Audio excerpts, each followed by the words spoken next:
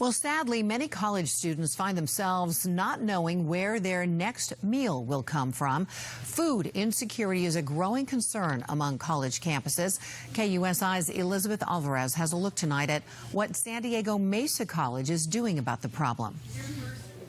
There is now a place for students to go if they find themselves in need. The stand is a place for students to come in and get an emergency service for food.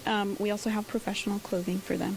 It started when employees like Johanna Aleman, who works in student services, noticed students were coming into her office asking about food.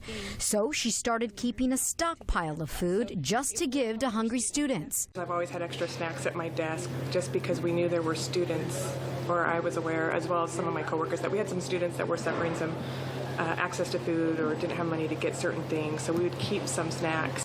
When the Associated Student Government became aware of what was happening, student leaders decided to take a stand against hunger, literally setting up what is now called The Stand, a food pantry and clothing closet here on campus. We have toiletries, food, canned food, some drinks.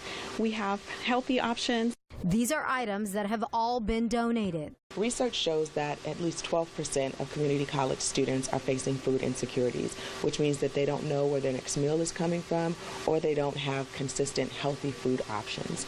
It's a reality among college students. I know historically people are like, oh, well, I had top ramen all the way through college and I survived, but that's a sign of food insecurity, eating the same food every day.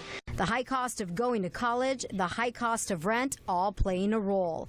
And how about the clothing here for students in need? We saw this as a great opportunity to our career services, which has historically done professional clothing drives for many of our students, including our veterans.